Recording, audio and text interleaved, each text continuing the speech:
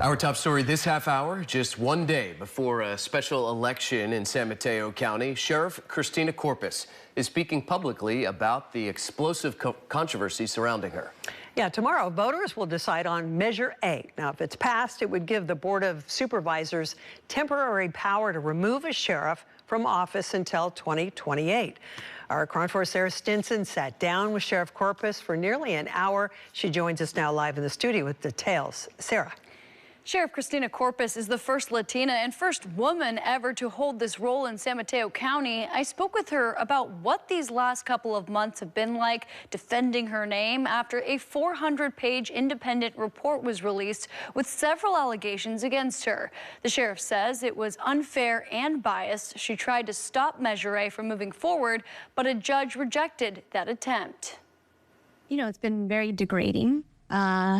The county has, of San Mateo and the county executive, Mike Callaghy, have gone to, and the Board of Supervisors have gone to an all-time low for, them to come after me because of a very flawed report. This was a hit piece. Let's get into some of the things with the report. Sure. Of course, there was abuse of power, but then there were these text messages. They had homophobic and racist things in them, claiming that you sent them. Tell me where you're at with that. I remember where you said in the press conference that they may be fabricated. Do you have any proof of that? Yeah, we've asked actually for the forensic report, my attorneys have, which if it was made public, then why cannot we have a copy of that forensic report?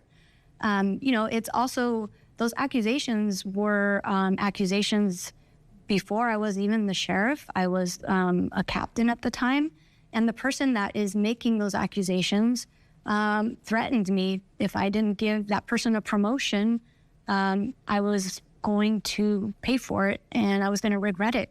For, someone to accuse me of that is very hurtful. In the report, it accuses you of having an intimate relationship with Victor INJ, who is now your assistant sheriff, correct? No, since Mike Callaghy and the Board of Supervisors took the position away from me when he was a employee of the sheriff's office. The chief of staff. Yeah, the chief of staff. He's still a level 1 reserve with our organization, but he's no longer a paid employee of the sheriff's office. Thank you for clarifying that. Sure. But then let's go back to, is it true that you've had an intimate relationship with Victor INJ? It's really, I guess we're in the times now, 2025, and people are going back to a woman and a man cannot have a professional relationship without being intimate.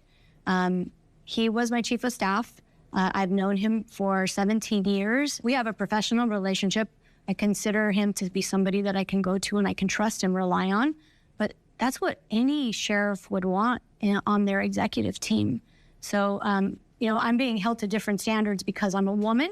Yeah, the very specific things said in that report. It's hard to even want to bring it up. It's just people claiming in your office, seeing you touching, and even someone claiming that they saw a kiss.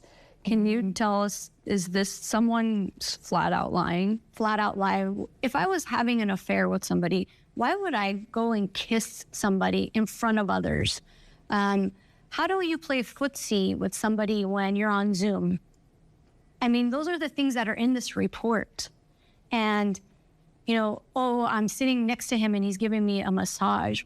That's ridiculous. Individuals are making these claims with no proof. Show me the proof.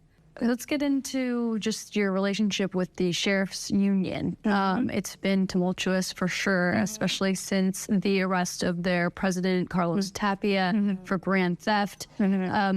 Do you believe that arrest was retaliation? Absolutely not.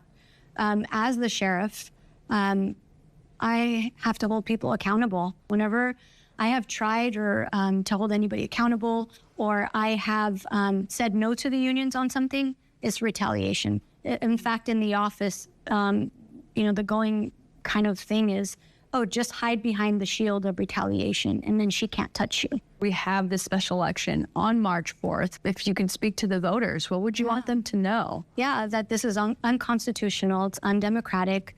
The way that the voters, if they feel that I'm not doing my job as the sheriff, then there's a recall process. You're giving your voice away to the Board of Supervisors. If they do it to me, who else are they going to do it to? They've been asking you to resign since November. You've said, I am not going to resign. You know, they expected me to give in. That's why they offered me $1 million and offered me 4 years of health insurance if I were just to give in. And I'm not. I haven't done anything wrong. For them to, you know, demean me in the way that they have, to drag my name through the mud, to be so salacious with a unverified report, and then for me just to give up? No. Even if Measure A passes, the sheriff will still be able to defend herself at a public hearing. The board needs a 4/5 vote to remove her, but Sheriff Corpus will remain in office until that vote. I'm Sarah Stinson reporting. Back to you.